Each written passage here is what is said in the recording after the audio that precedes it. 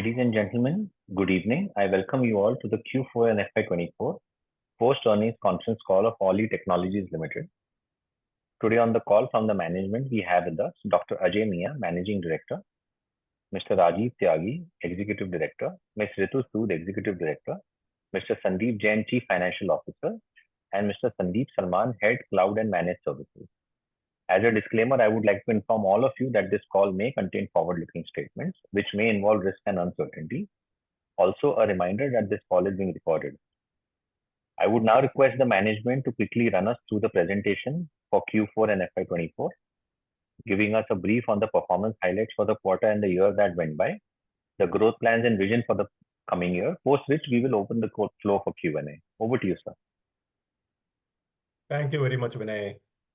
Good afternoon, everyone from India. It's always a pleasure to come and meet you once in a quarter, go over what we have done, what we are doing, and look forward to the interaction today. Let me just put up the presentation that we have made.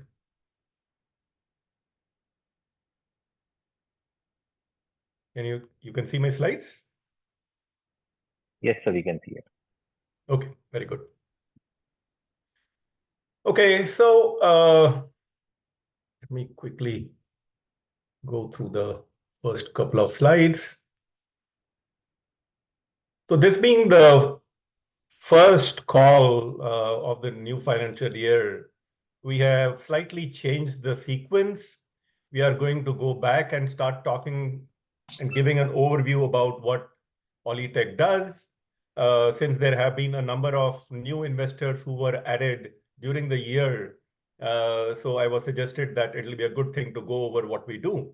Of course, we will talk about the numbers, we'll talk about what has not changed, and then the standard annexures. So what does Alletec do? We enable enterprises do more with digital transformation. And what does that mean? With advent of digital technologies, a lot has changed in the manner businesses are conducting themselves when interacting with their customers and other businesses. So one of the most important things that we do, we enable these businesses to modernize their digital core. That means enabling them on the cloud. It could mean bringing in automation of various processes, modernization of their applications, bringing collaboration tools, and then enabling the platform which will enable them to capture their data so that it can be used for data engineering and AI. Having done that, the other, and which I think is one of the largest parts of our operations, is we enable these organizations on their enterprise applications. ERP, CRM, human capital management, commerce applications. We implement them and we tailor them to specific industries and then to the specific organizations. In the process, we also study these organizations and help them with their process optimizations. This could mean identifying bottlenecks. It could mean bringing in various efficiencies. How does it reduce cost for the organization, and redesigning the workflows. So process optimization becomes an integral part when you do enterprise applications and when you are doing even your digital core modernization. And while we are doing all this, systems have to work together. So system integration becomes a key part. So these could be your internal systems, or these could be third-party systems, which you may be using from cloud, for example. So integrating these disparate systems and new technologies, and of course, you need the right IT architecture for it and ensure that the data flow is seamless within the organization. And with all of this data getting accumulated, then you have to work to engineer with that data, use it for machine learning, use it for forecasting, predictions, and then various forms of AI. And when any organization goes through so much, there is need to enable the users consume the system. This requires change management. And we work with the management of the organizations to help with the change management process. It means training the users. It means helping them identify and work there in their new roles. It may mean working in different ways when it comes to collaborations. So these 6 things broadly define what Alletec does. So perhaps, the easiest way for anyone to understand what we do would be to kind of think of us as an Accenture for the mid-sized organizations.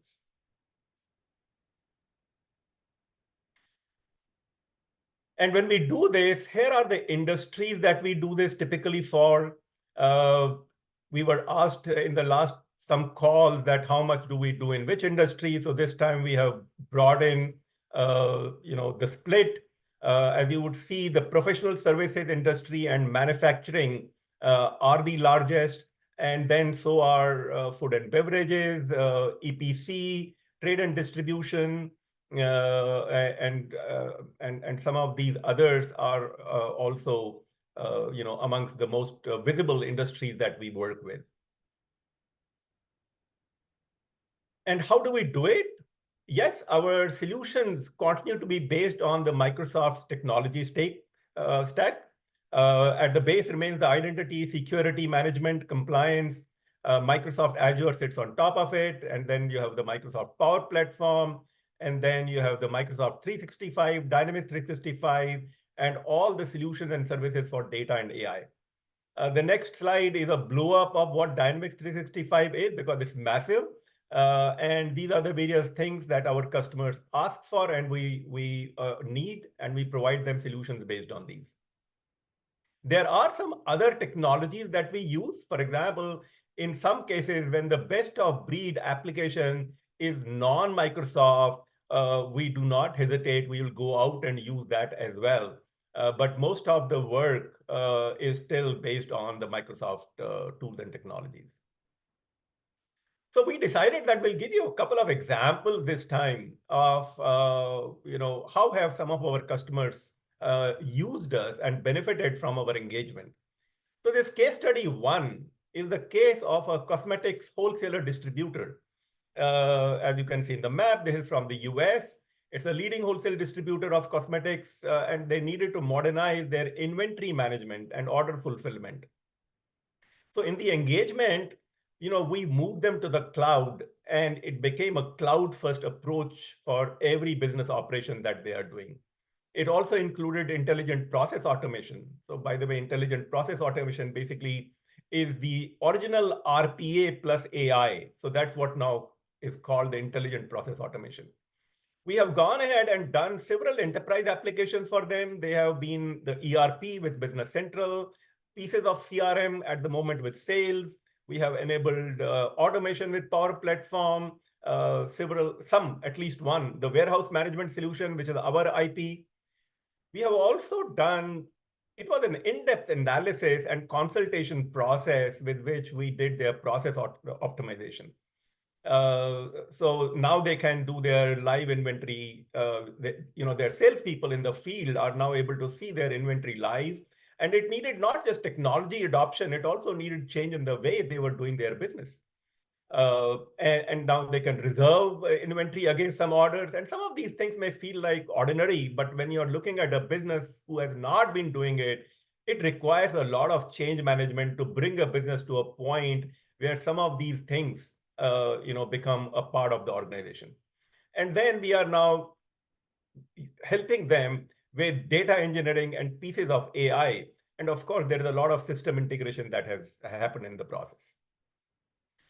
The case study 2 it's a large global financial services consulting firm. We worked with their Africa operations and these 5 countries, 14 entities in these 5 countries. And again, cloud adoption, apps modernization, the enterprise applications of ERP and CRM. In this case, we also had the SharePoint application to be built and integrated for them. We helped them in optimizing several processes. And this meant sales cycle, client onboarding process, contract management, and then, of course, the system integration with all these systems working together and now also working with them on BI. So as you would see, most of these things require a consulting-led approach, and that's why our customers choose us. Here's the case study 3. We have done it for the India operation. It's a global private equity investment firm. We helped them in their digital core modernization through cloud adoption, app modernization. In this case, also the app and device security was needed. The enterprise applications, again, ERP and CRM, but we also had to do for them some other app development work, which was more in terms of some organization portals that had to be built for them. The process optimization in this case meant consolidation of various businesses and regions, cost allocations, fund and deal management, expense management, the integration of various applications, and then the data and AI. So these case studies would give you an idea of what Alletec does, which is, actually going beyond how one typically thinks of an IT organization in India. An overview of the business application provider since 2023 years, roughly, we are about 360 people, and glad to say that 30% of the workforce is women. And they are represented in this call by Ritu, who's a member of the board and has been with the company now for almost 20 years. We were, again, certified as a great place to work. We have done in excess of 900 implementations, close to 1,000 now, multiple times awarded with Microsoft's Inner Circle and other awards, multiple country operations. I think this slide is something that you have seen before. Naturally, over a period of time, we have been awarded with different awards from Microsoft and various other accomplishments. I don't need to go through this, I guess. So what are the growth drivers? What do we think of the business going forward? I think our strongest growth driver is the comprehensiveness of our offerings. Our customers don't come to us for one thing. Our customers come to us because the adoption of digital is very challenging.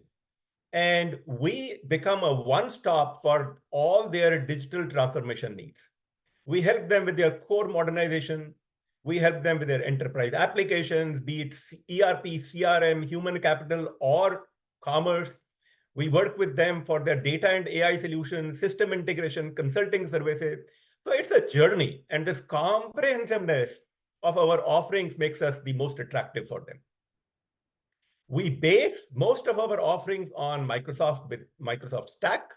And as you know, the Microsoft business and Microsoft brand image and the value proposition that Microsoft has been providing to customers has only been strengthening in the last several years.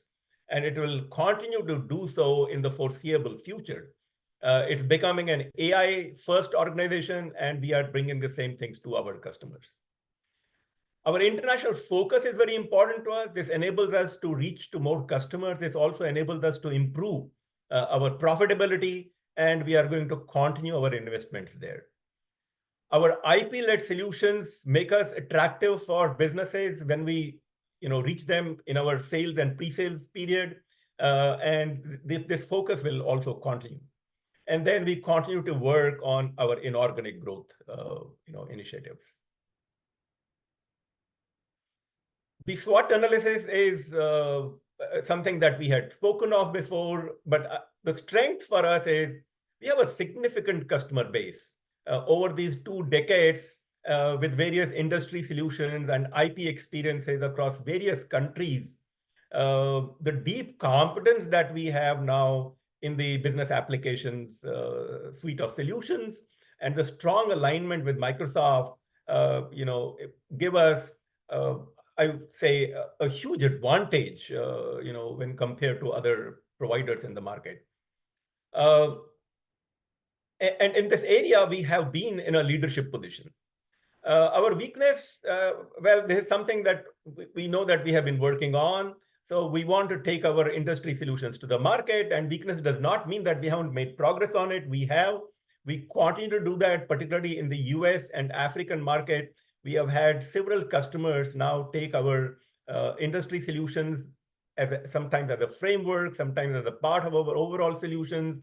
But that's what enables us to get to more customers in these regions. And we are continuing to work on that. We also need to increase the strength of our consulting and salespeople on the field. And that's an area that we are increasing our investments in. Yes, the increasing cost of talent will continue to be a threat.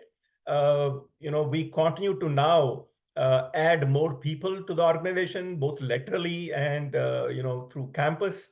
We had added a batch. We spoke of it in the last quarter. This year again, we will add another batch from the campus and keep on selectively hiring laterally from the organization. The opportunities, of course, is the digital transformation momentum. The strong Microsoft growth in the space, and Microsoft is growing faster than the market, the infusion of artificial intelligence by Microsoft in all product lines, and of course, India's emergence as a global economic power are strong drivers to our business. Let's look at the numbers, and I guess many of you would have already seen this.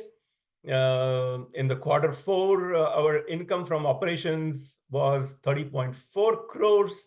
The total revenue stood at 32.38.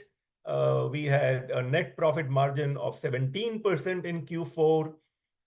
Repeat plus recurring in Q4 was 79%. We added 11 new customers. If you look at the complete financial year 24, the total revenue, the income from operations was 116.3. The total revenue was 123 crores. As you would recall, we had set ourselves a target of 25% Y-on-Y. We have been able to exceed that by a certain margin. Our net profit margin has now improved to 15.9%. This means an operational revenue growth Y-on-Y of 32.7%. Repeat plus recurring revenue was 88%. And during the year, we added 56 new customers. Our team size currently stands at 360 people.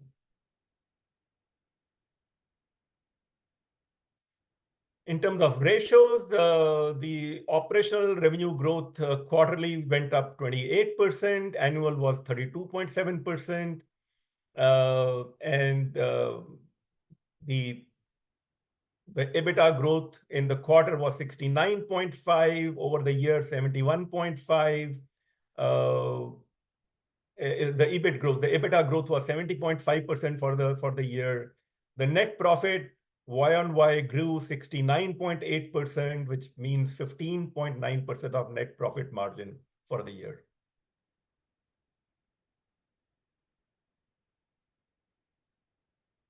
Our domestic services revenue was 35.2% for the year, and the US was 45.8%, Africa 9%, APAC 6.6%, and Europe 3.4%. These are the charts just for a visual representation of the numbers that we spoke of just now. As we had just mentioned, we added 11 new customers. 5 of them were domestic and 6 international during the quarter. And during the year, we had 34 new domestic customers and 22 new international customers. These are the numbers that represent the top 5 and top 10 that you have. And I think the most notable thing is that our reliance on the top 5 or the top 10 customers is not that much. In fact, if you look at overall year, our reliance has also come down as compared to last year. A view of how Microsoft has been doing. So the intelligent cloud business for Microsoft has grown by 21% as per the results of Q3 for them. The Azure Plus business grew by 31%, and the Dynamics 365 by 23%. And these numbers and these growths are faster than their competition in the market. Operational updates from our side. So what we have been experiencing is that our net new customer acquisition in US has improved this year, and particularly in the recent months. What that means is that I would say until last year, most of the customers that we used to acquire in these regions would be companies who would have decided on the Microsoft Business Applications product at some point in time, but would move to us for, I would say, better service, efficiency, cost optimization. But this year, particularly in the last couple of months, we have started adding several net new customers, which means customers who are at a stage where they are trying to understand whether they should buy a product A, B, or C. Now that requires a consulting engagement and telling them that how would a certain product line help them in meeting their business challenges. So these net new customer add has increasingly started making us more attractive to the Microsoft field salespeople in the US. And as a result of that, we are now deciding to increase our investments on the sales and pre-sale side in this region. Increasingly, more number of customers have been showing interest in exploring the IPA, the co-pilots, and the data engineering. And this is all a result of how much change AI, particularly Gen AI, has been bringing to the businesses. And we are currently doing these engagements with some of our customers. Our M&A activities continue to take attention from us, and we are currently in conversation with one data engineering company. What has not changed, the board of directors you're familiar, other than maybe some pictures changing on this slide, and the lead management stays the same. And then you have these standard annexures, which you probably would have seen by now. And this is a slide on where we invested as our CSR. So let me close this, stop presenting here, and open up for conversation. Thank you, sir. All those who wish to ask a question may use the option of raise hand. In case there's a problem at your end, you can also drop a message on the chat. Anybody who wishes to ask a question, please raise your hand.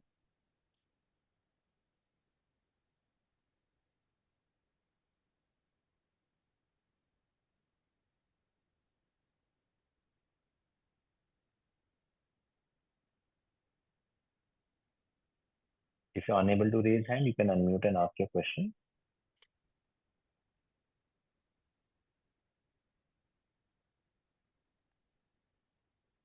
We'll take the first question from Varun Agarwal. Varun, you can go ahead. Congratulations for the consistent performance this year. Thank you, Varun. I would just like to get some update on the inorganic acquisition part. Well, I think the updates are like 0 or 1. Rest of all is WIP. So as I said, at the moment, so if you recall, in the last year, not last year, well, in the last quarter, we had mentioned that we are talking to one company in the dynamic space as well. This was a company based in India. And at one point in time, this company then felt that their numbers in this year are going to be better than what they are last year. So we mutually agreed to postpone our discussions or further discussions till end of the year because they wanted to leverage the growth that they felt that they are going to have in the business. But this activity continued, and in the process we would have probably met and evaluated at least a dozen other companies. And the one company that I'm talking of is a company that we have had several conversations with. We are not at a point where we would say that we are close to a term sheet, but several conversations have happened, and they will continue to happen, till we decide one way or the other. So this will be reevaluated post the June quarter? post end of? The Dynamics company that we had on our slide last time, they wanted to revisit it end of the year, which is end of the year of their business, which is December. So they thought that this year was going to be significantly better for them. And we had a little bit of, I would say, not so sure. And because, being better means, different valuation numbers, different multiples. So we jointly decided to hold that conversation off for a couple of months and revisit it end of the year to see how much have they progressed and what do the appropriate multiples look like. So we'll be in the that. conversation for the current company are currently progressing. Okay. And how are the developments seen in the US and Canada markets? Well, we are very encouraged with what we have seen in the last, I would say, couple of months. We have had some really good acquisitions, and these is, as I said, this is where we are now competing there with the likes of maybe an SAP or Oracle or Infor, which is we have started doing there what we have been doing in India. So compete bottoms up. Go there, look at their various initiatives that they require in digital transformation. And if you recall my very first slide, we look at everything. What do we need to do for their digital core modernization? What do we need to do there for their enterprise application? And enterprise application is not one thing. It's not just ERP. I mean, if you look at ERP itself, it's many things. It's sale, purchase, financial accounting, it is manufacturing, it is distribution. And then you go on and look at their CRM processes, be it sales, be it customer service or marketing or field service. And then you go on and look at various pieces of automation that they need to do. And then the whole data engineering side. So it's a journey. Once we get there, we kind of stay there. And that's what has resulted in us having a very healthy number of active customers. I think our total number of active customers now is in excess of 250. Now, that does not mean that every customer will continue to make the same level of investment with us through the year. They will not, because their own investment, they initially make some investment, then they need to consume what has come in there. It takes time before they move on to the next initiative. But because our service offerings and our touch point to their businesses are so many, that the relationship continues and we continue to bring new business with them with time. So these new deal wins which we get in US and Canada, compared to the Indian business, we have better margins in that? We do. Absolutely. Well, not on the product side, because product costs the same, in India and in the US, barring maybe a little bit of, currency exchange difference. But from a services point of view, absolutely. Okay. Thank you and all the best. Thank you very much, Varunji. Thanks, Varun. We'll take the next question from the line of Agam Shah. Agam, you can go ahead, please. Congrats on a good set of numbers. So, quick data keeping question. I see in a balance sheet, short-term loans and advances have gone up from 54 lakhs to 10 crores. So, can you just tell me what is this figure of 10 crores? Hello? Sandeep? Yeah, I'm just asking. Yes, Sandeep?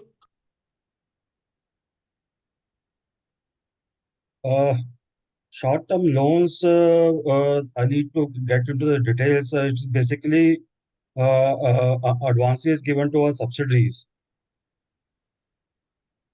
Okay, to your Indian subsidiaries, right? Yes, yes.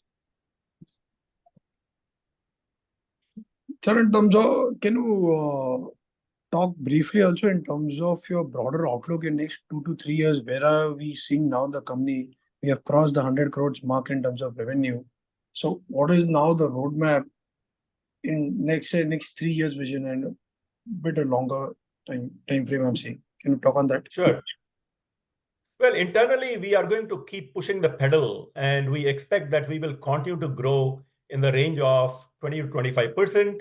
And this year also we thought we will do 25%. We did a little bit more. So that's one part of it. So organically, that's the number that we are looking at. It could become better. And in addition to that, there will be these inorganic additions which will add to our overall growth. So we see the next 3 to 5 years, we should be running a substantial, revenue and a substantial business in different geographies.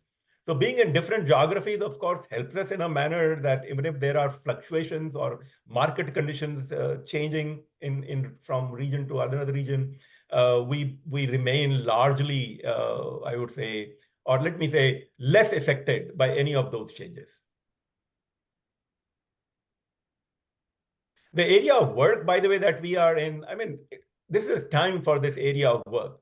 Anything related to digital transformation is an urgency for businesses. All of us are seeing how the way AI and data engineering practices are growing.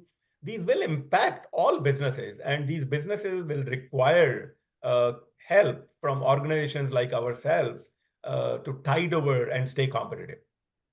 So just continuing your last point, so can we not accelerate our growth and maybe grow more than 25%? Well, we could. The Base thing is is that, also small. well, the thing is that we potentially could. And, see, it's like this. As your base grows, your ability to grow further also increases. If I look at, if this year we added, let's say, 25 crores or so to our top line, it might have taken us many, many years to reach the first 25 crores. Correct. So yes, but the thing is that you also have to put targets which don't just look I would say theoretical. So you have to see that, okay, this is the minimum that we want to push and do, but that does not mean that by forecasting a number or by taking some target we go to sleep. We anyway keep pushing with all our might, and time will tell us. Sometimes we will do better and sometimes we may falter, but the thing is that we will keep going on. Okay, that's it from my side. Thank you very much. Thanks, Agam. We'll take the next question from Paras Chera. Paras, you can go ahead, please. Thank you. Congratulations, Dr. Ajay. It's been really phenomenal performance and quite steady actually. Now, Thank you very much. I'm just trying to understand, the margins I see, operating margins have improved a little bit even in this quarter. Do we see this, this kind of a level like close to 19-20% getting stable and possibly sustaining going forward? See, it will, as I was just mentioning a short while back, as the percentage of our international services business increases, these margins will improve. And you have to see that it's not just one factor. On the other side, in order for us to improve our margins internationally, we would also have to recruit more people in these regions, which means more salaries. So there are more than one parameters which play a role in it, but absolutely our expectation is that if we are going to look at our margin in 3 to 5 years time, they will be in the range that you're mentioning. Right. And I mean, just, extending the same question that the previous participant asked you, I mean, I do reckon that, you'll have sort of some target like, 20-25% revenue growth every year kind of thing. But like, is there a vision for a certain revenue number over the next 3 to 5 years? Like, let's, for example, put like a, 300 crore or, close to some number, that vision that you're working with? Yeah, absolutely. Yeah, absolutely. I mean, some of this is more like in some sense, something that may not happen in 2 years, 3 years, but something that will probably happen in a time frame of 5 to 10 years. But as an organization and as management team, we all have spoken of targeting, reaching 1,000 crore in revenue, both organically plus inorganically, in a period of maybe 8 years, 9 years, could be 7 years, 6 years. Time will tell, how some of these things move. But we have spoken and, agreed internally that that's the North Star at the moment that we are looking at. Right. And in terms of acquisition, like you said, there is a discussion that is going on. Other than that, at the moment, there is really nothing much on the table for now. Well, the thing is that, I may have 5 other companies, who I am looking at, but unless I've had like at least 5 conversations with somebody, there's no point in bringing that up here. Right. We don't have to give data just for the sake of data. You see, it's election time and everybody talks of numbers, but for Yeah. us, it's not election, right? So we. No, congratulations once again, and thank you so much, Amit, for the time that you gave Thank us. you very much. Thank you. We'll take the next question from Tushar Vasuja. Tushar, you can go ahead, please. Thank you, sir. So, sir, I'm a bit new to your company. So, can you please explain me how pricing works in your industry? Like, what are the factors that can affect your margins? Tushar, you would need to repeat, please. I missed your first few words. Sure, sir, no problem. So, I'm a bit new to your company. So, can you please explain to me how pricing works in your industry? Like, what are the factors that can affect your margins? Yes, absolutely. So let's look at what is it that we provide to a customer. When we provide a solution to a customer, it has, I would say, broadly 3 components.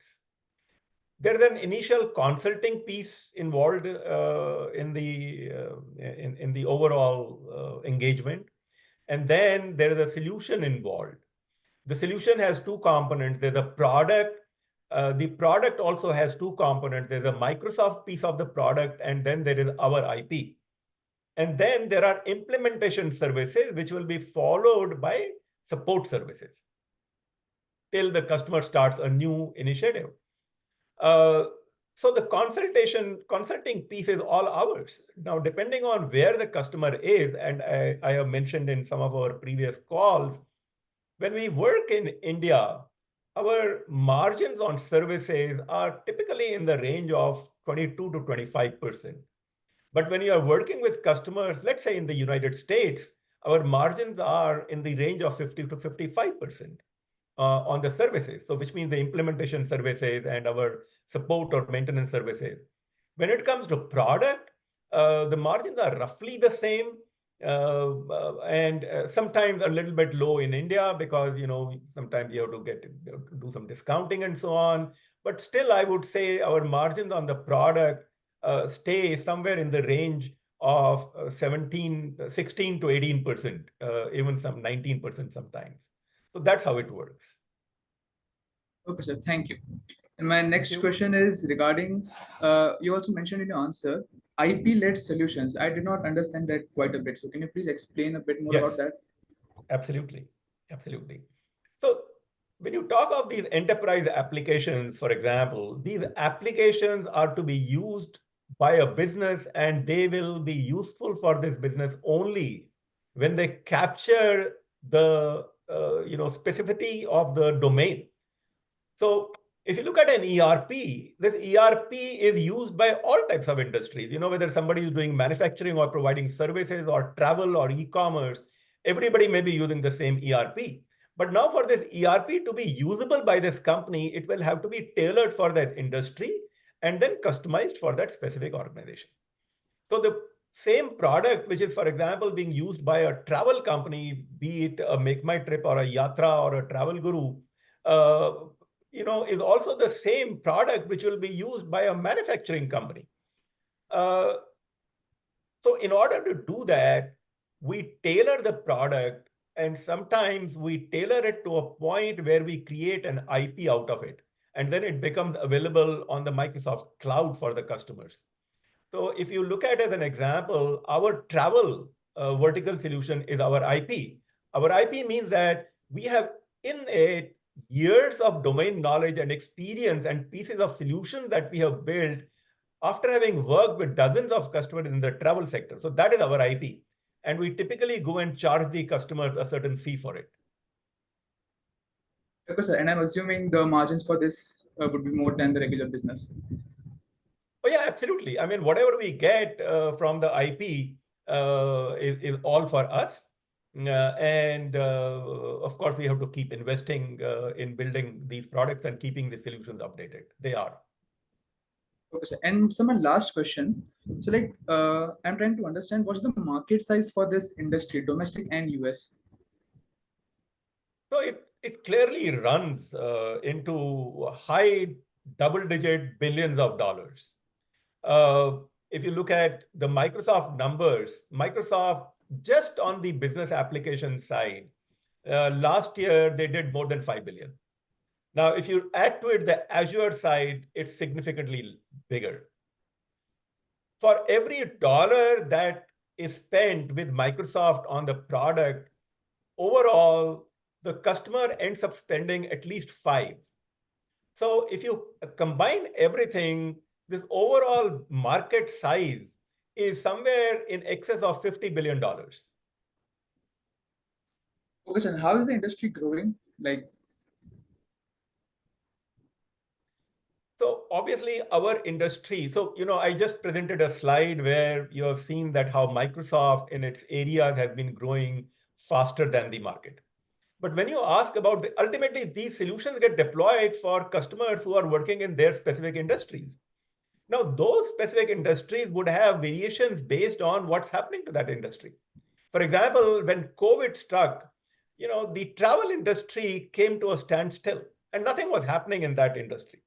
Well, after the initial setback, however, the large travel companies thought that this was a great time for them to revamp their systems, something that they had deferred for a long time.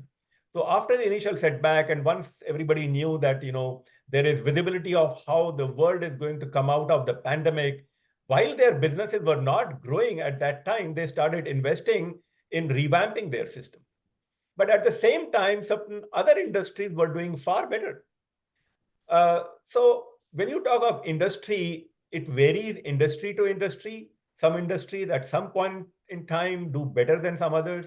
And how have the industries been for us in the last year? I presented it in the slide on our industry spread. We thank have you, sir. seen That's very the helpful. professional services was the highest chunk, followed by manufacturing and others that I have mentioned there. Does that answer your question? Yes, sir. That definitely answers my question. Thank you very much. Thank you.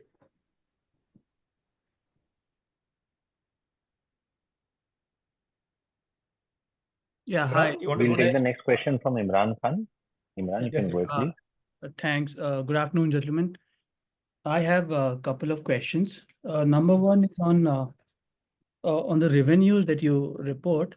So I was just curious if you can split the revenues maybe broadly in discretionary spends by the customers and then non-discretionary.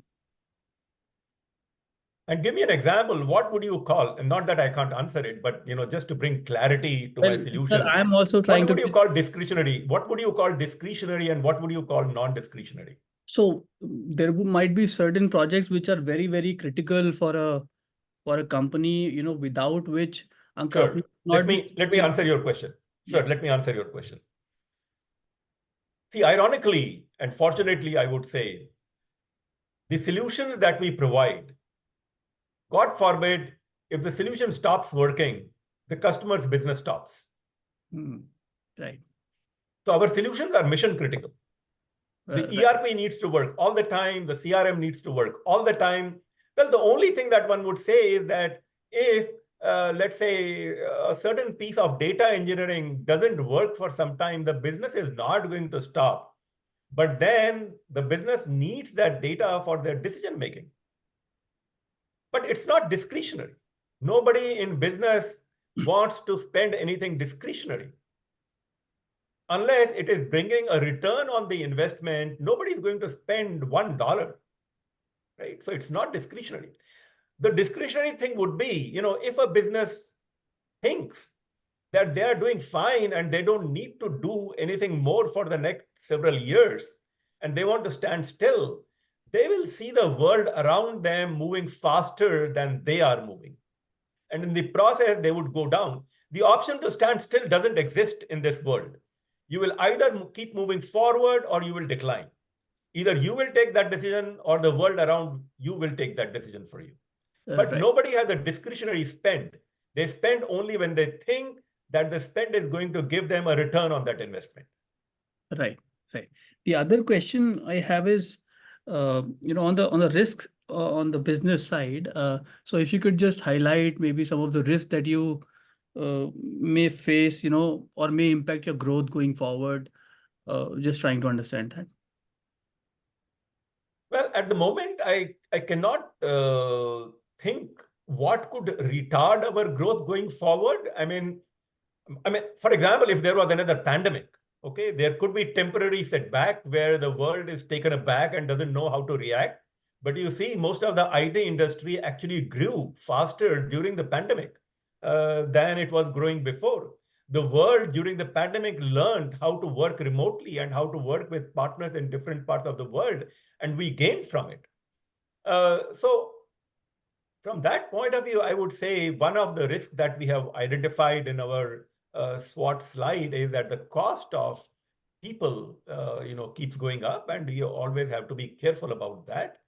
So that's one part of it. The other part of it is that, the other is that if we are sloppy, if we don't do our job, then, anyways, anything can happen.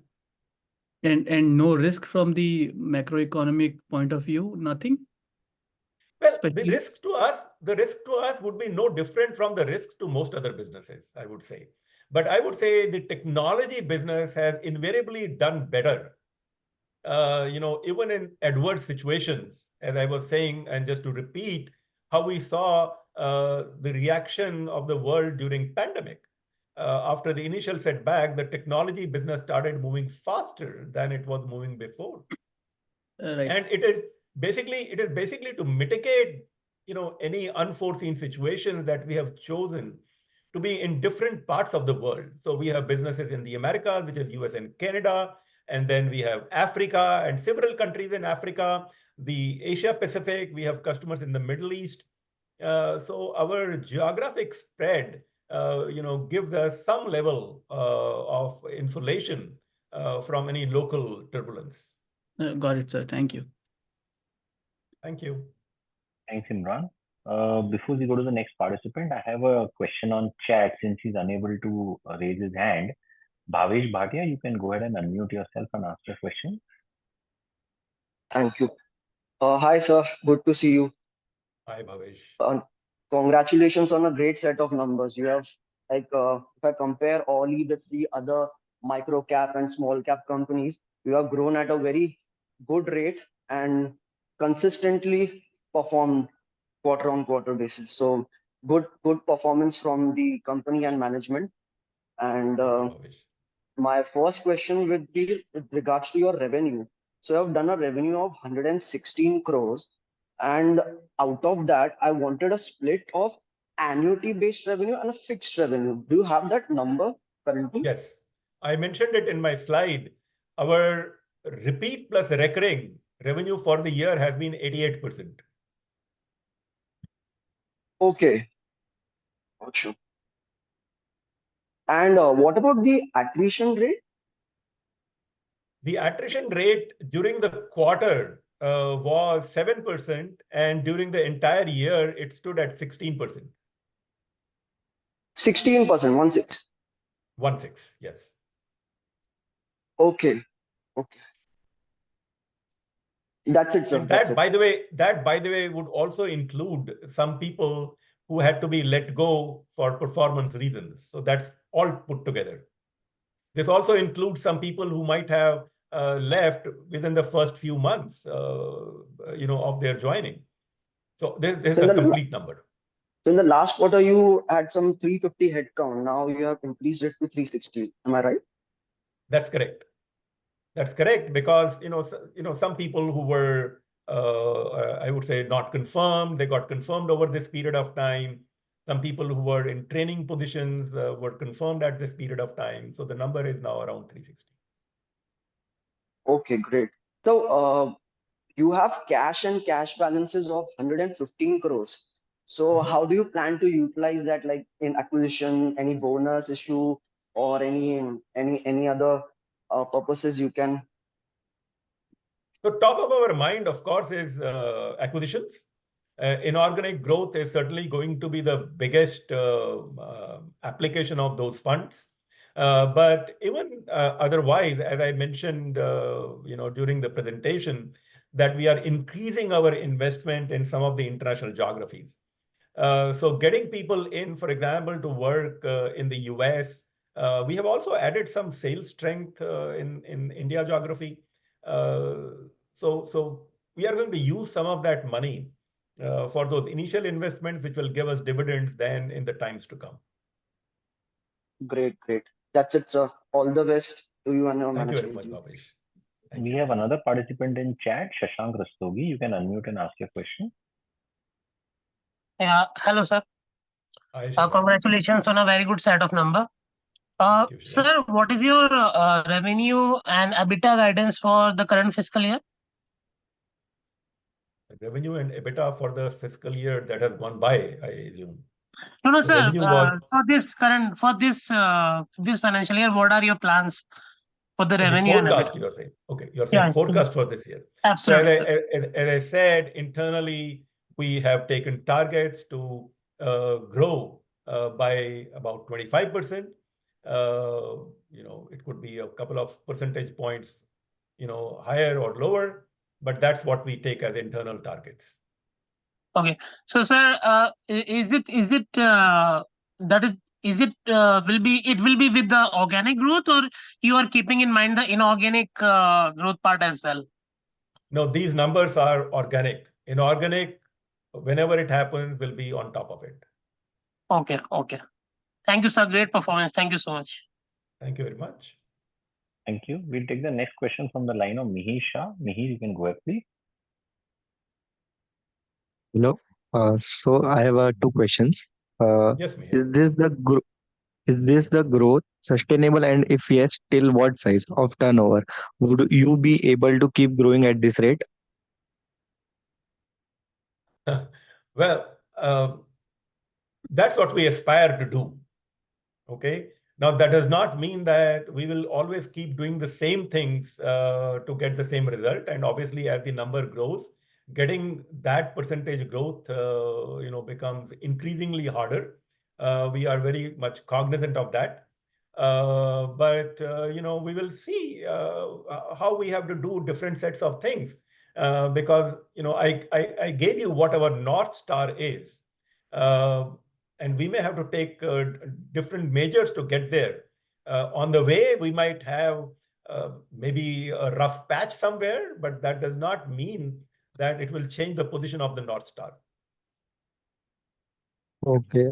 So my next question is, do you plan to stick to Microsoft, or are there other platforms or capabilities being explored as well? Well, we are not stuck to Microsoft, first of all, even now. Microsoft is certainly the platform that we use most often, simply because for most of the things that we do, it is the best platform right now. If you want to look at enterprise applications for mid and upper mid-market sectors, Dynamics 365 is a great platform. If you want to look at the cloud, Azure is one of the best platforms. It's growing faster than the market. If you want to look at the low-code, no-code platform, then the Power Platform is better than most other platforms. So the issue is not whether we are selling Microsoft or we are selling Oracle or SAP. We are not selling any of those solutions. We are in the business of helping our customers go through their digital transformation. To do that, we have to use some tools and technologies. We base our solutions currently, the solutions for which the Microsoft products are the best, on the Microsoft stack. For some other things, we have also used in the past and will use in future some other technology and some other solutions as well. Okay, sir. Thank you. Thank you. We'll take the next question. We'll take the follow-up question from Tushar Vasuja. Please go ahead. Yes, I had a few follow-up questions. Yes, Tushar. So when you were explaining to me earlier, you said that you are present right from consultancy stage to implementation stage. I just want to know if you also do maintenance for the products and solutions that you provide. Of course. You see, we have customers who have been with us for 10 years, 15 years, or even more. Now, the life cycle of a customer always is that initial consulting to have a roadmap for them, that what should they do over the following 3, 6, 12 months and beyond. So a customer may say, let me take the case of, the first case study that we had here, which was, a cosmetics wholesaler in the US. And when we went there, they had issues with their basic operating systems. And we went ahead and we optimized some of their processes and then brought in an ERP and got them, using that ERP, which needed, many things to be done in terms of be it their procurement process, be it their financial accounting process, be it their sales and other things. And as that happened, they said, hey, we have some of these things which we need to get automated. And we started with them the activities of the intelligent process automation. And then the ERP piece that we had done has gone into maintenance. So our customer relationships are always long-term. They, through their journey with us, undertake many initiatives, and every initiative, or let me say most initiatives, after the initial implementation go into support and maintenance phase. But in addition to that, there is one other important offering that we have, and that's the offering of managed services. And my colleague Sandeep Salman, who's also on the call, he heads the cloud and managed services piece of the business, where we provide these managed services for various different workloads that we cloud enable for our customers. And his team provides these services 24/7 to customers, not just in India, but many other parts of the world. Okay, sir. Would it be possible to quantify the revenue contribution from maintenance? Well, it would be hard for me to quantify from maintenance only. But broadly speaking, if you just look at our overall services, so as I said, from the overall revenue that we have, about 88% is repeat and recurring. If you take out the product piece out of it, most of the remaining would be, maintenance, if you may. But you see, maintenance is not the same way as most people might think of maintenance. An enhancement is a piece of maintenance, and doing an upgrade is a piece of maintenance. Bringing in a new hotfix is a piece of maintenance. Supporting your users or new users with trainings and clarifications is a piece of maintenance. So maintenance here is not like the maintenance of a car or a refrigerator in your house. Okay, For us, maintenance is making sure that your customers keep consuming the product and solution that you have provided to them. That's wonderful, sir. I just had one last question. Yes. In your IP, there's a mention of professional services and revenue contribution. I'm sorry, but it's a quite broad term. So can you explain what it really entails, professional services? Absolutely. So organizations which are working for other businesses by providing some services. So let's say all IT companies are professional services organizations, right?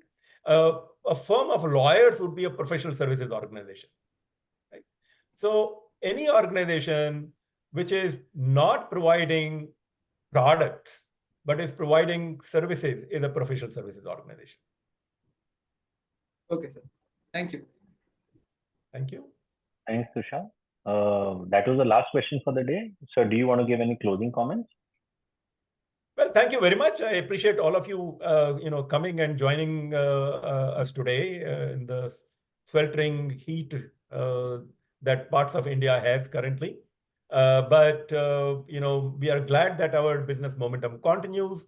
We have had a reasonable year behind us, and we are continuing to increasing our investments.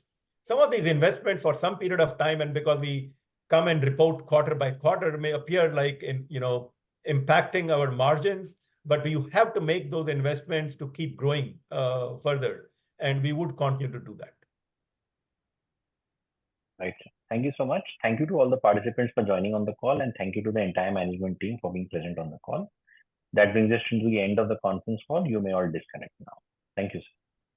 Thank you very much. Yeah.